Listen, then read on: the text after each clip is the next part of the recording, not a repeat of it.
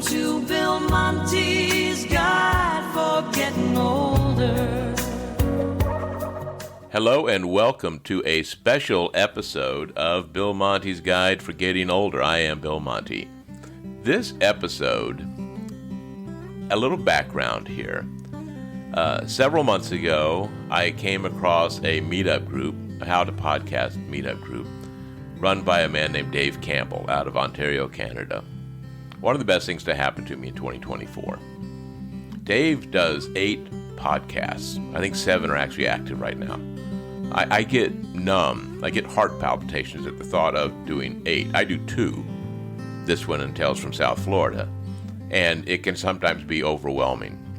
So the thought of doing 8 or 7, I just can't imagine. And not only that, but he also works and he has a life and he has a house and a wife and you know, just what we all do.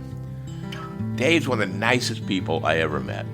You know, at the end of every podcast, you as you listen, you hear me say the words, be kind.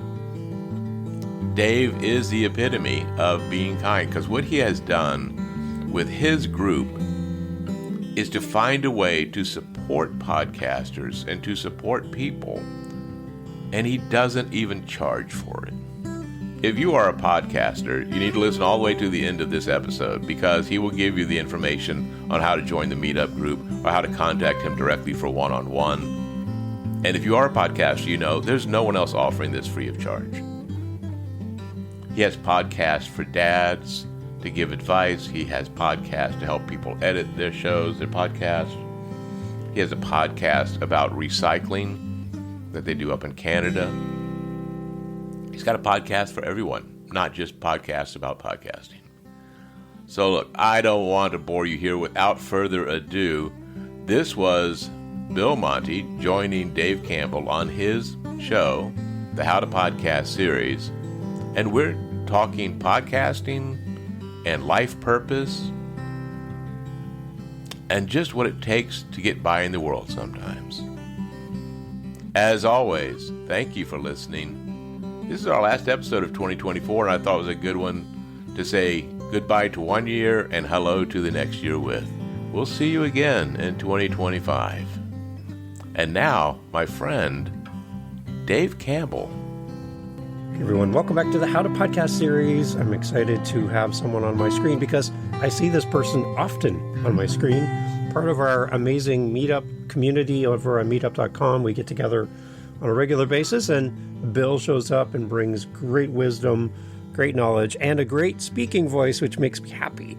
And Bill Monty's on the podcast as my guest co-host. He's got multiple shows. He's going to talk about that here on the show. And we're going to just talk about podcasting. And if you live in South Florida, Bill's your next best friend. So everyone reach out to Bill if you live there because he'd like to meet you. Bill Monty on the How to Podcast series. Welcome, Bill. Thank you, Dave. Thank you. It's great to be here. And yes, if you're in South Florida, I'd love for you to reach out to me, billmonty04@gmail.com or talesfromsouthflorida.com is the best place to go to get more information on me and the show. There you go. And if you want to visit South Florida, you want to move to South Florida, you know somebody in South Florida, then they need to hear about Bill's podcast for sure. Right, Bill? Absolutely. South Florida, you know, Florida sometimes gets a bad rap. Nationally and everything else, going back to the hanging chads of the election of 2000 and Florida man, you know, everywhere you go is Florida man did this, or there's a Florida man who did this. It's certainly not a wonderful spotlight on our state. But the fact is that Florida and South Florida in particular, it's more than Disney World. It's more than amusement parks. There's a lot of culture. There's a lot of history.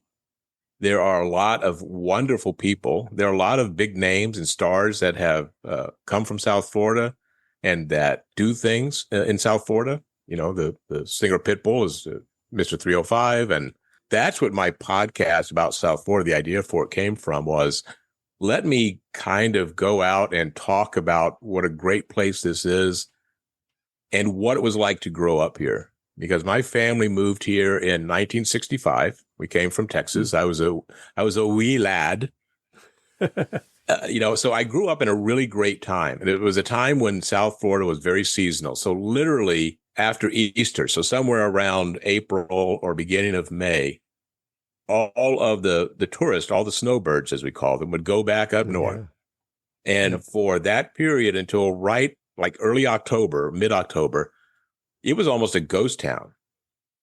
Hard to think of that now when you think of how big Miami Beach, Fort Lauderdale, all the growth here. But it would literally, things would just empty out. Stores and businesses would close for that time because there weren't enough people to keep it going. Wow. So it was a great place to grow up. Sunshine and beaches, Elvis showing up every now and then to shoot a movie. I mean, who could ask for anything more? There you go. Yeah, and I guess a lot of Canadians come down and spend time there, and they're part of that vacuum that they go back north again. So what do you love most about Florida? Like, what is it that keeps you there? Wow. I guess it's home. I think that's what it is more than anything else. I have certainly, I've left a couple times when I was a younger person. I got married early and we moved to North Carolina.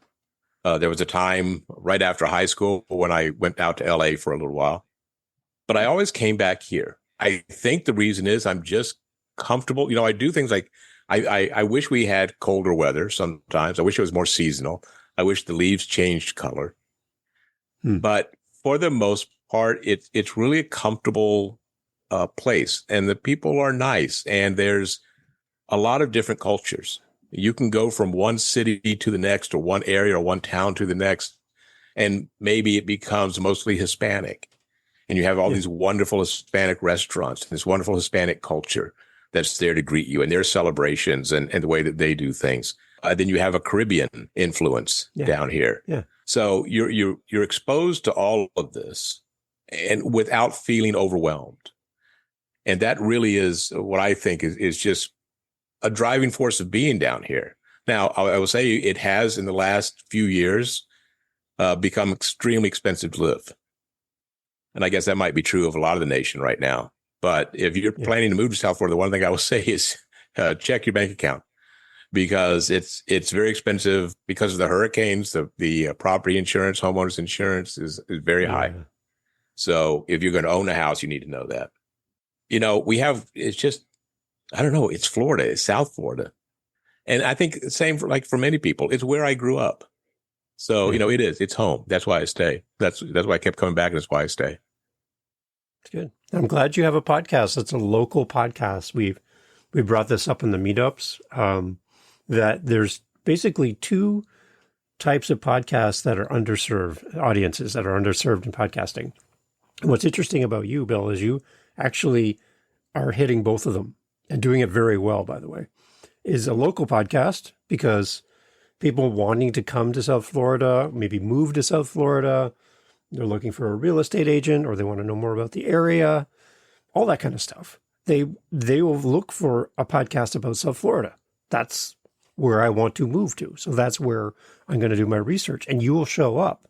That's amazing. I just did a Google search before we jumped on, and you were like on the top of the list, which is amazing. So there's something about you and your podcast that's catching attention. The other underserved audience is people like over 50, in their 60s, 50s, 60s, 70s. That age group, very underserved in podcasts. There's not a lot of content that brings people to podcasting because there's a big vacuum. You talk about people leaving South Florida and that like places closing down. That's happening in podcasting, where people are coming to podcasting in their late 50s and all that, and they're looking at the content going, well, I don't see myself here, so I'm not going to be a podcast listener. And the potential podcast listeners looking for a podcast for anything over 50 in content, age-wise, they're the ones that have disposable income. They're the ones that have more time. They're the ones that are maybe making big life changes. They're looking for content that suits where they are in life. And that's your other podcast. So of the two areas underserved in podcasting, you are hitting both, which I find amazing. And you're a great example. When I talk to people and they're like, Dave, I want to start a podcast. I don't know what to talk about. I'm like, go check out Bill Monty, because he's doing exactly what you need to do, no matter where you live in this world, or if you want to serve a generation underserved in podcasting. You are the textbook example that I used for people to go check out what you're doing. So congratulations for hitting both of these underserved areas in podcasting. It's amazing. Yeah, thanks. Well, that shows what you can do when you have no idea what you're doing. So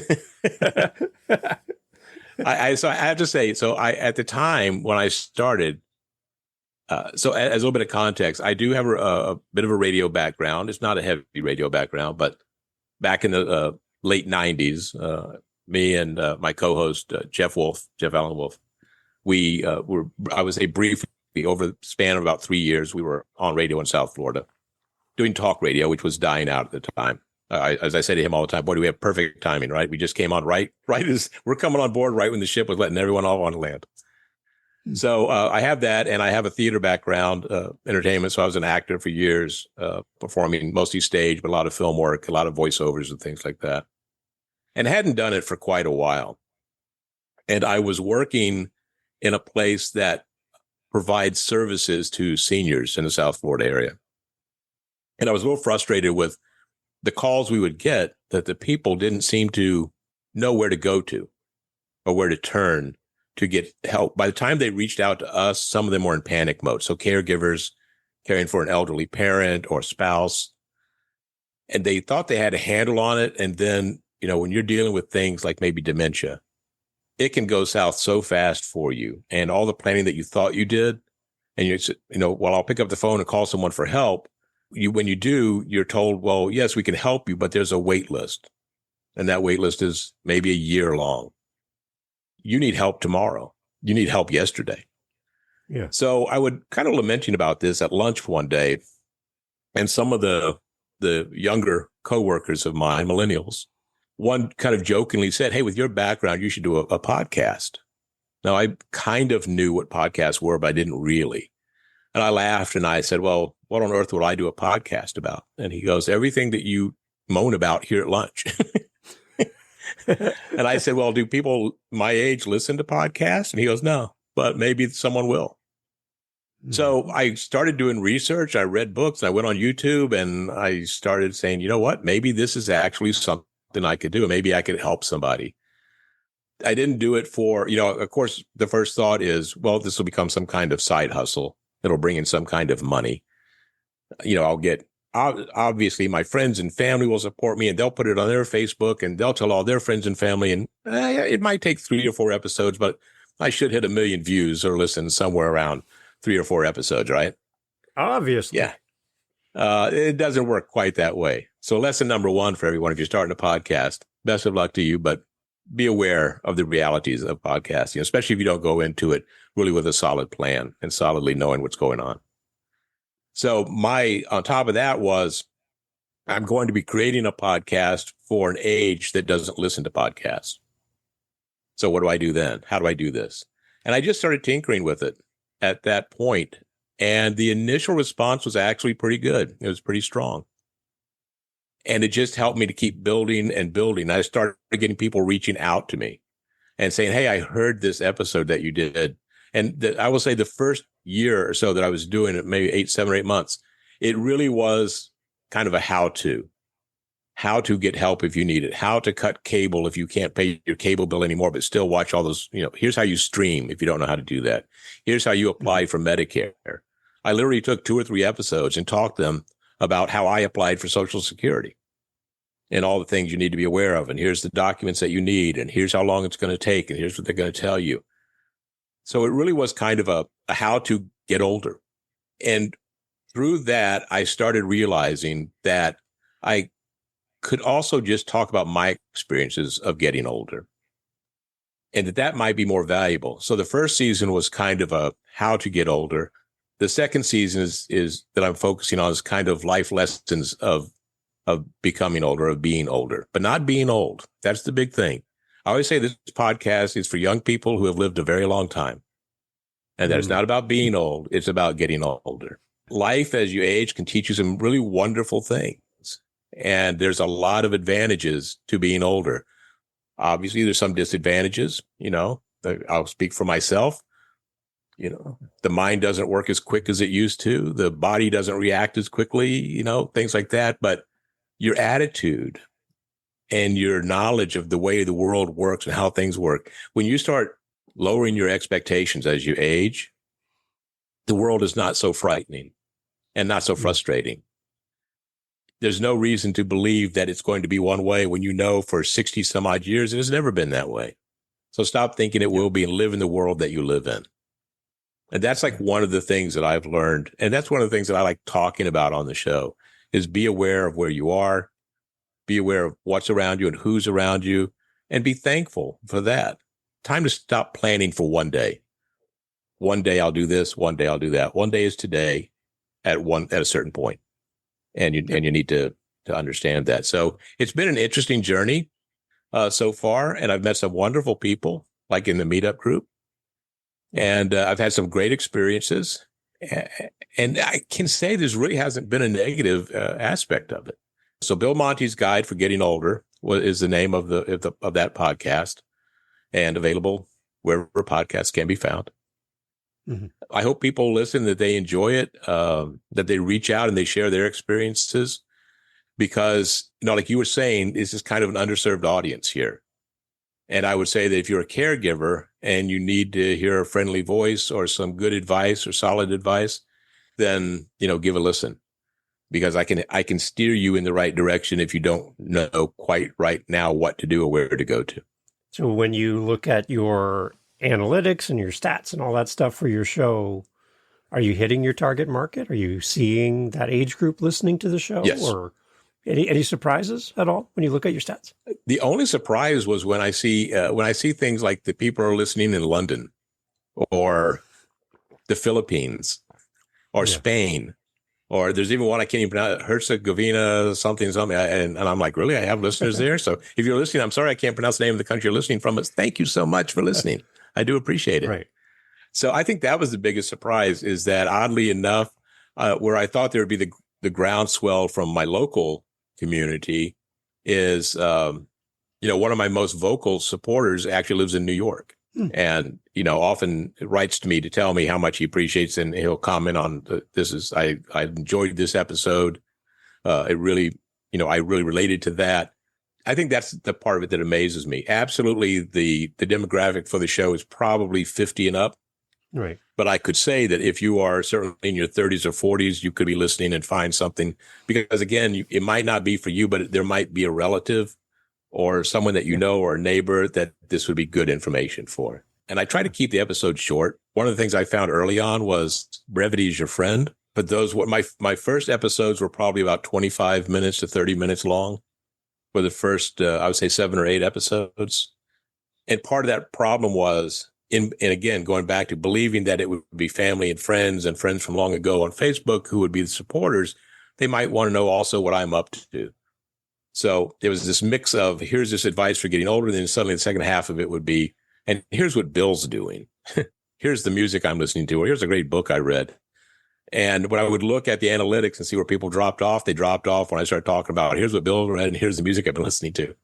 So quickly dropped all that. So the average episode is about 15 minutes now for this podcast and for the South Florida one too. Interesting. For my dad's space podcast, I was looking at my stats, and I had a listener in Japan. I'm like, who would find my show, first of all, when they're in Japan? And I'm like, and then I found out that this person is serving in a military base in Japan. They're from the US. And I'm like, okay, well, that makes sense. So they're listening to a little bit of home while they're away from their family, and they're missing their children, and they're wanting to connect with stuff about dads. Yeah. I'm like, I didn't even put 2 and 2 together in that someone's serving overseas and this is their connection with home. I'm like, well, okay, well, now my world is bigger, just realizing that it could be somebody that's just away from home and just looking for something that feels like home when they're so far from their family. So. Yeah, absolutely. That, I often think that, and I also think that when we talk about aging, it's universal. So when I look at, we talk about being a father or father, think that's universal if you are a parent. And parenting doesn't go away just because your child turns 18. So it's actually something, my daughter's 32 now. I still feel towards her as I did when she was 5, as if there's something I can teach her, if there's still things I can do, even though she's more annoyed by it now. But, Yeah. absolutely, the love and the caring that you have doesn't stop. So, you want to hear that from someone else. And the universality of aging is there for everyone. So it doesn't matter if you're in South Florida or the Philippines or New York, or wherever it might be. We're all going through experiencing, we have the same cultural memories. We have the same fears, we have the same triumphs, and we have the same low moments. Sometimes it's nice to hear that someone else talking about it and go, oh, it's not just me. Wow. Okay. That's cool. I'm good with that. Yeah. And it doesn't matter if you're 18 or 75, you're one day older than you were yesterday. So technically everyone is your audience, but you're focused on more of that older generation, which I love. Yeah. And then there was about halfway through doing that, I thought to myself, well, this is fun. I did think to myself, to me, it was feeling, I needed something else. I wanted to podcast about something else that was more personal for me. And I kept going through Facebook and seeing I grew up in Fort Lauderdale. I grew up in Florida. And I thought, well, what if I did that? But instead of posting pictures and putting a post up with a memory saying, does anyone remember this restaurant or this place or something like that? What if I did a podcast and each podcast would focus on one of those things that I'm seeing people talk about? And then I'll put my own personal spin. So when I went to this place, here was my experience and here's the history of it, yada, yada, yada. And so that became Tales from South Florida, which launched in January of 2024. And that's been, now you talk about a reach. So apparently people who live in South Florida have branched out to all over the world, Wow. which is like amazing to think about. People from all these different places are locking into this idea of South Florida and the history of it. So I try to keep each episode where it's not alienating people who have never been to South Florida. So if you like history, if you like hearing about different things, if you ever watched Miami Vice, then my podcast is for you. Did you ever watch Flipper? My podcast is for you. Did you ever hear of a man named Henry Flagler who started Standard Oil back in the 1800s and became a very rich man? Well, he basically is the reason people go to Key West now. Why is that? He built the train that went from Jacksonville to Key West. There's a lot of what happened here in Florida that reaches out to more of the world outside of just Miami-Dade County, Broward County, Palm Beach County, and over to the west coast of Florida. So that's been exciting. And I've been able to do some fun things with the website, which I just launched. It's talesfromsouthflorida.com. So I created a playlist, a Spotify playlist. If you go to the website, you can actually listen to a playlist of songs that relate to the episodes that I've put into Tales from South Florida. So, Smart. So you can hear the theme from Miami Vice. You can hear the theme from Flipper. You can hear the music that I was listening to in 1968 when I talk about growing up in South Florida and riding my bike around and going fishing, or when my parents and I would go to the Everglades, things like that. This is the music that was, I like to say that the music that inspired the episodes, and the episodes were kind of inspired by the times and the music. So I thought that was a nice dimension to put into it, a nice little flavor. So it's good to have fun with that also. So it's a little more playful than Bill Monty's Guide for Getting Older. They're both a lot of fun. And I think, of course, I'm biased, but I think they're a good way to spend some time. Listen, you can listen to Tales from South Florida driving from Miami to Orlando and back. And you can listen to Bill Monty the entire time telling you the history of Florida. It's good. So, Bill, we got a lot of people listening to the show that are at different stages of their journey in podcasting. They're coming here looking for inspiration from another podcaster. They want to listen to a new podcast, which is great. We got lots for them to listen to from you. But let's talk to that podcaster that's listening. And what can you do to encourage them today in their journey? What are your thoughts, like for somebody who's maybe struggling with their show, maybe looking at continuing with their podcast? They don't really see a lot of response from their audience, and they're like kind of making that decision, like, should I continue? Should I not continue? I'm not getting a lot of feedback. What would you say to them? I would say, first, if you're thinking about doing a podcast and you haven't started yet because you're trying to make it perfect, just hit the record button. Script out if you need to, write out a script, write out an outline. Even if that episode that you record, no one ever hears but you will learn a lot about you and your podcast from doing it. So don't be afraid Because if you don't like it or you think it's terrible, you don't ever have to play it for anybody. You don't ever have to put it out there. But if you're like me, I think what will happen is you go, well, that's not very good. How can I make it better? And you'll tweak it and you'll try it again. I probably did about 4 to 6 recordings before I ever recorded one that I said, okay, I'm happy with this one. So just, do it. And there was the old Nike commercial, just do it. For those who have started and you're not setting the world on fire the way you thought you would, that's okay. Because maybe your message is hitting the right people or the right person that it needs to hit.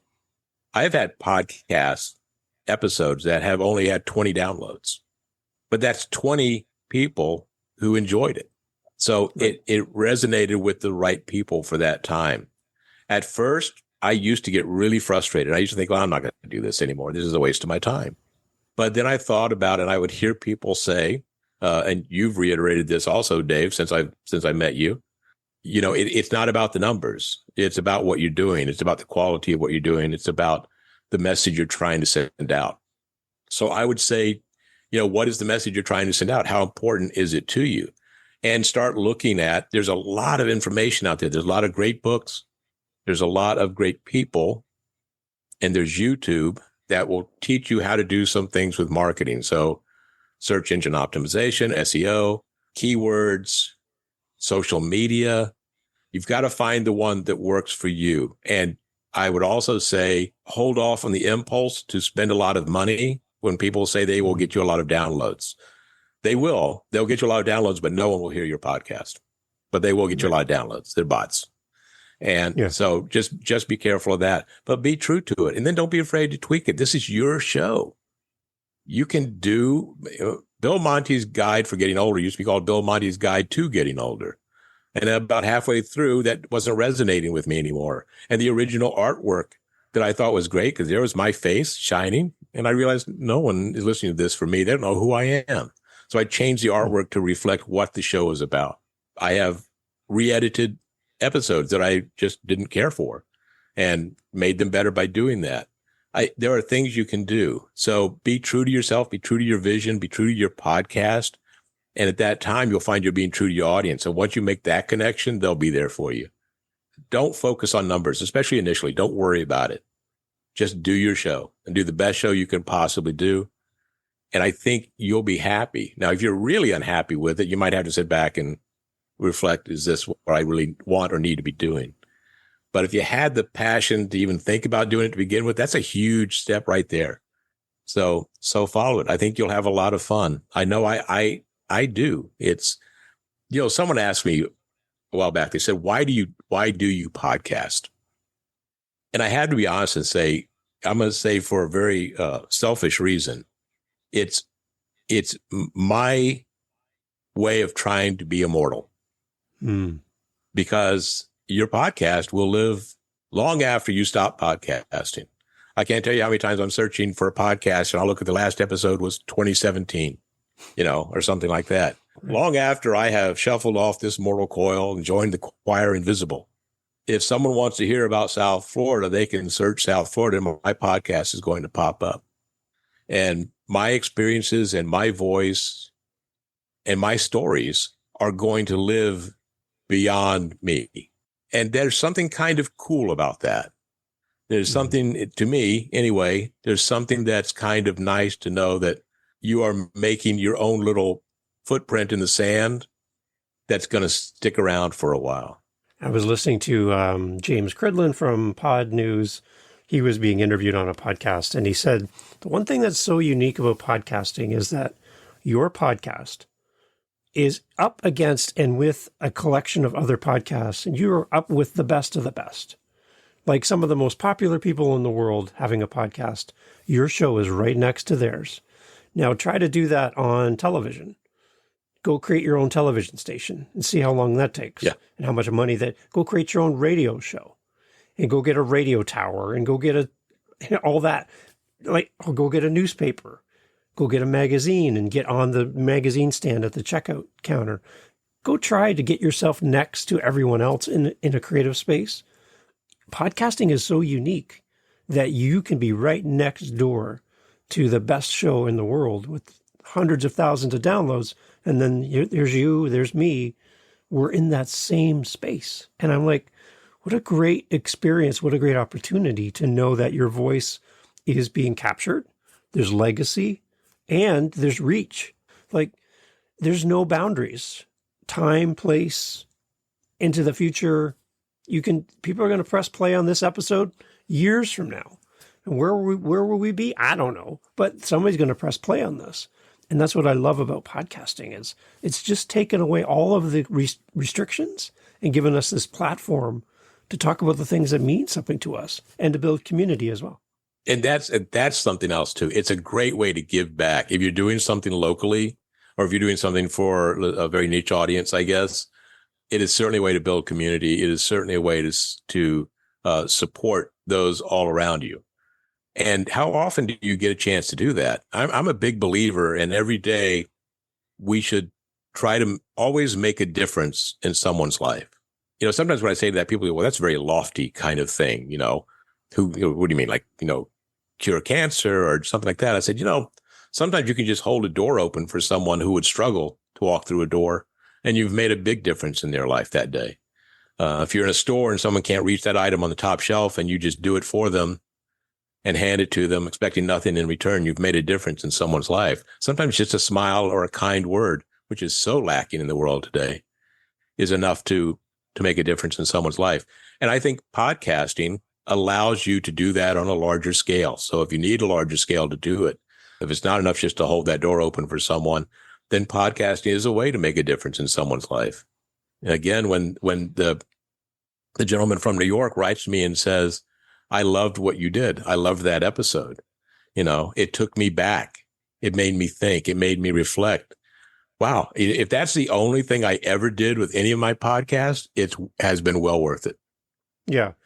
And I think going back to your Getting Older podcast, I'm in my early 50s and I'm realizing that there's less days ahead of me than there are ever before. And I'm realizing that I'm at this tipping point where I'm like, wow, I want my legacy to continue. I want my voice to continue. My dad passed away like 20 years ago. I would give everything I own, Bill, to hear his voice, to be able to press play and hear him talk. I don't have anything really recorded with his voice because it wasn't around back then. So, I just love the idea that we can get out there and share our voice, share our story. It's a gift to our family. Our voice continues on. I just love that. The whole idea around community. Talk a little bit about how you're building community around your podcast. If you have any plans to do that, is anything working for you to build community adjacent to your podcast?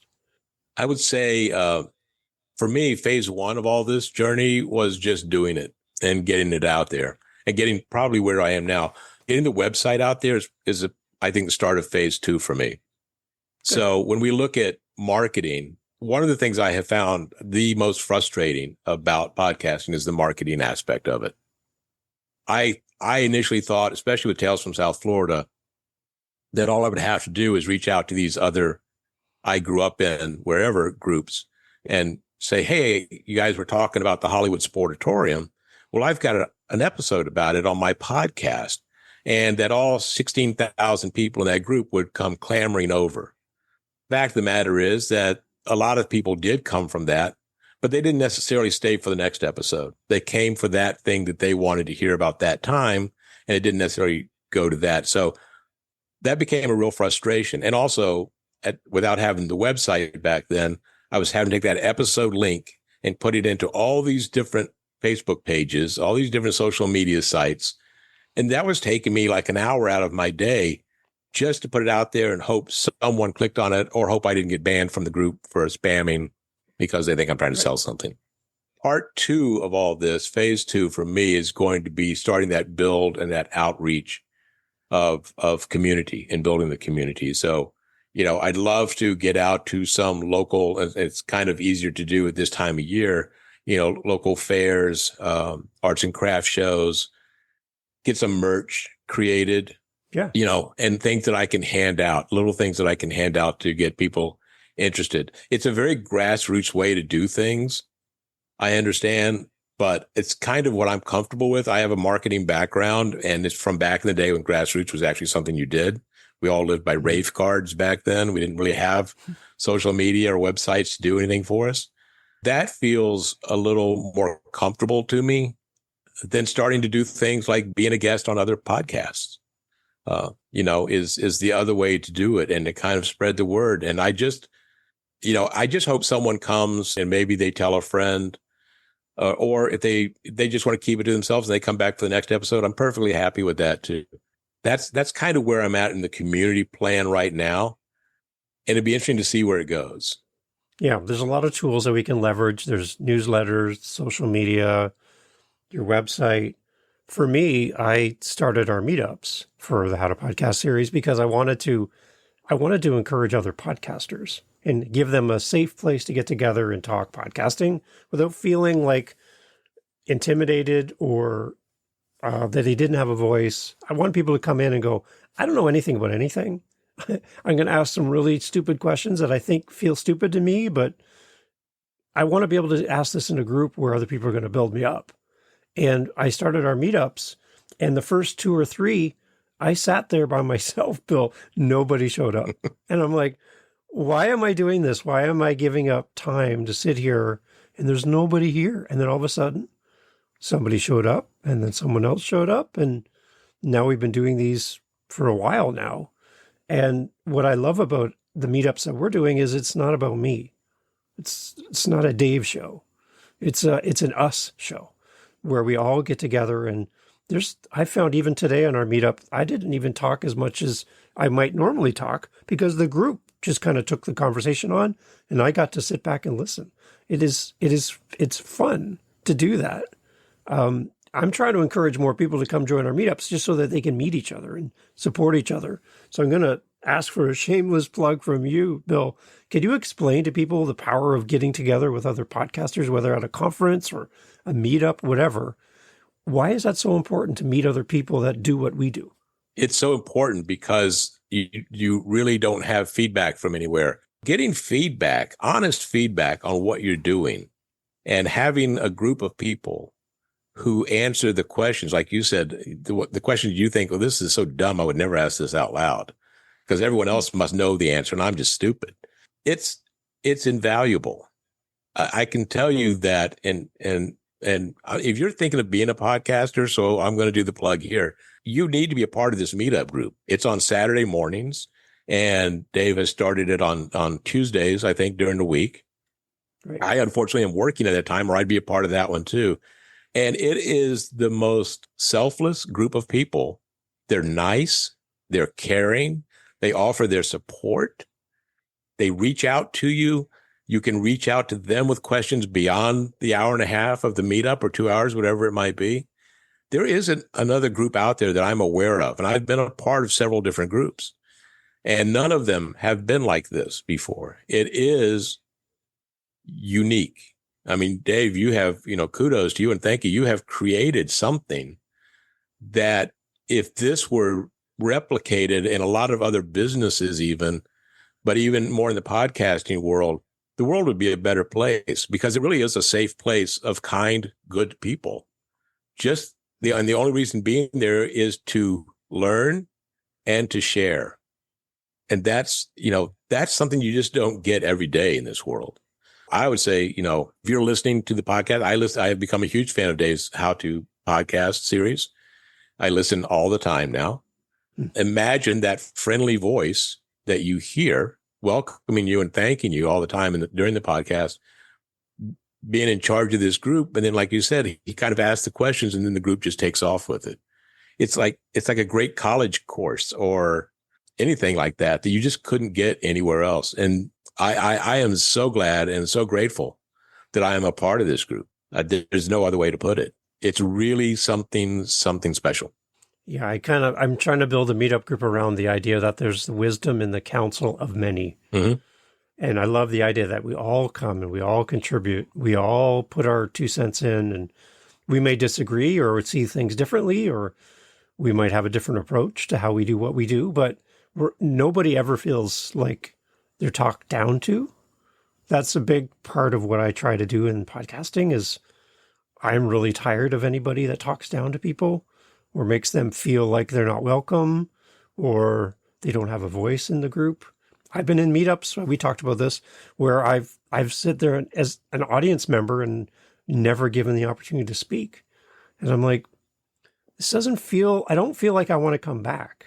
Like, I don't feel like I was ever welcomed or acknowledged, and I wanted our meetup to be different than that. So, and again, I didn't want it to be a Dave fest because that's just my opinion. And my opinion is only my opinion. It might not work for you. So let's get Bill's opinion on how he does his show. And let's bring Sharon in and let's bring JJ and all these people because it helps us to get a better perspective. So I just like the idea that there's more wisdom with more voices. That's kind of the whole underlying theme of the meetup. And everyone that's in the group has a very different podcast than mine in terms of like the subject matter. But in terms of like everything else, we all have this commonality among us, and that we all have the same questions. We face the same problems.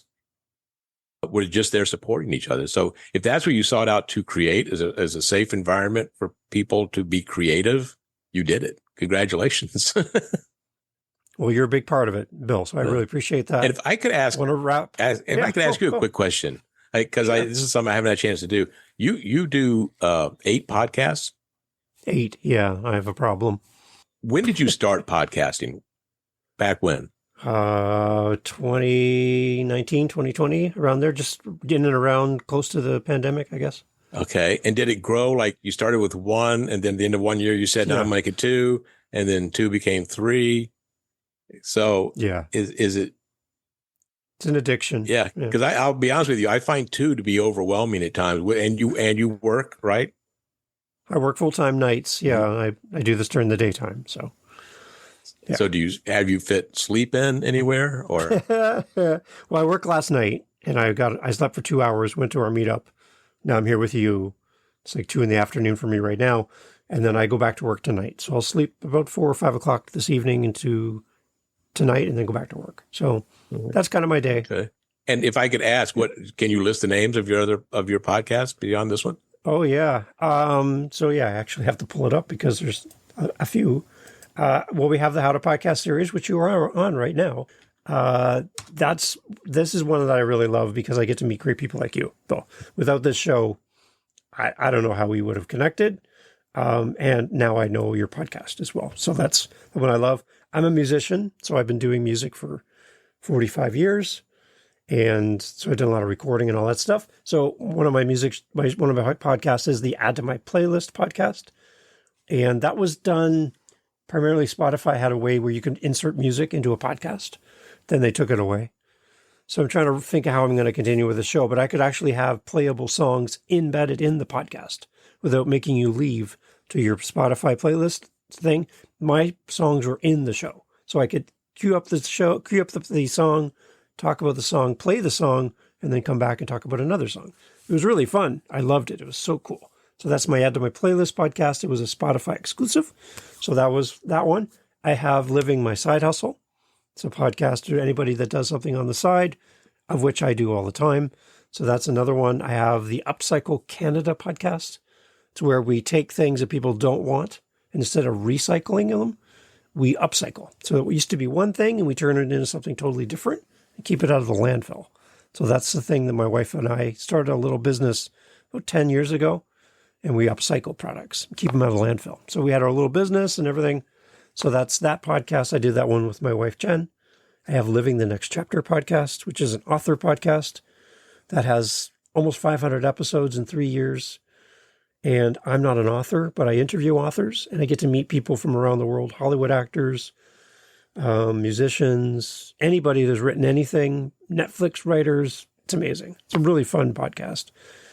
I have Dad Space, podcast for dads by dads, because I'm an empty nest dad and my 3 children are out of the house now. So I want to share dad lessons and life lessons with other dads and give them tools to help them be a better dad and bring other dads on to talk about their dad's story. So that one's fun for me. I love that one. I have the Daily Santa podcast, which is daily 25 episodes in a row for children leading up to Christmas, where we count down to Christmas, and it's all kind of like AI voices with me mixed in the mix. And again, it's all for kids. I always wanted to do a kids podcast, so that was fun. So that's it's live 365 days a year, but primarily focused on December 1st to December 25th. And then I have the podcast editing and support show, where I help podcasters find an editor and editors to find a podcaster, where we can talk about how to hire somebody and how to find a good editor and what does good sound like. And we kind of get more into that side of podcasting. So that one's really fun to do, and I really enjoy that one. And then on top of that, I do edit for other people as well. So I'm an editor helping other shows. So all that's on my True Media Solutions website. But those are my podcasts, and I love every one of them. And I wish I had more time because I do more. But my wife's like, that's enough. That's enough. That's enough. That's great. And I'm glad I got that list down. So now I can start listening, because I was like searching. I was like, okay, where's Other Dave podcast? So. Well, you're brave. If you need more Dave in your life, you're very brave. It's good. So Bill, I want to wrap up with this, because I think again, going back to the legacy piece, I really think that's important. I love that you're doing that through your podcasting journey. I'll kind of give you my answer to kind of frame what I'm kind of going for with you this question. I think my purpose in life is to collect people. That's my goal. If I was to walk out of a room and the people that know me, my family, my community, my friends, all that, if they could talk freely and openly about me, I want them to say that Dave collected people. You're part of my collection, Bill. I just love meeting new people and expanding my community one person at a time. That brings a lot of joy to me. And through podcasting, that gives me the opportunity to do that. So again, I've had conversations with people I should never have time with, and people I would never meet otherwise. So I feel that's my mission in life, is to collect people.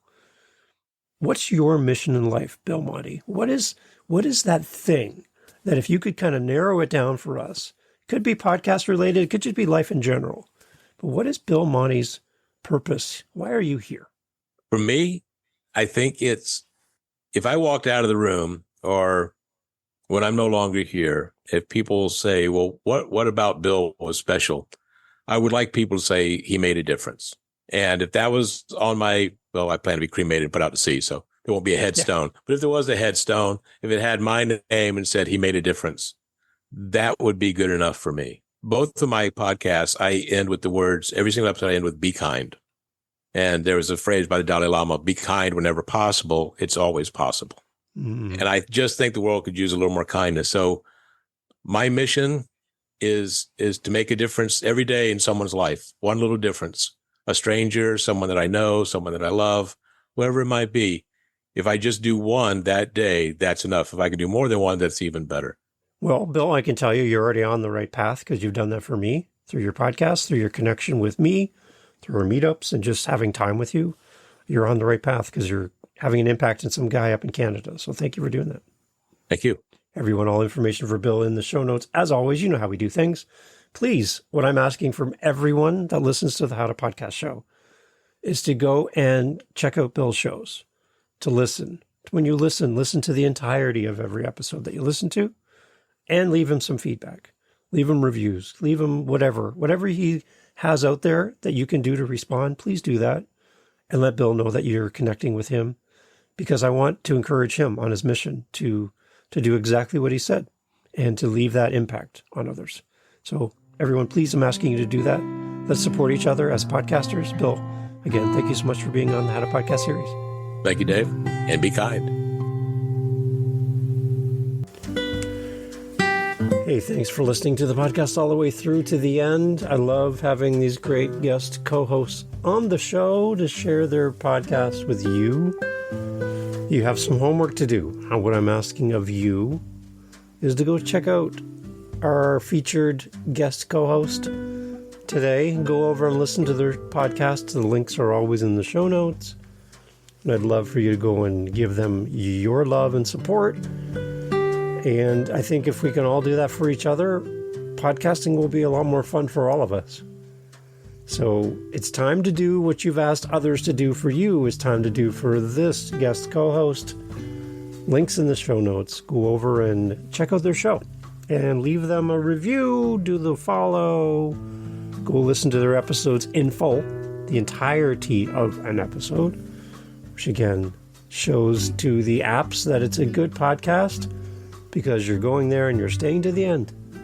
Probably one of the best ways you can help a podcaster grow their audience and be shown to more people is by simply going and listening wherever you listen to the very end, like you're doing right now here. This is the perfect way to signal to wherever you're listening on, this is a podcast worth promoting.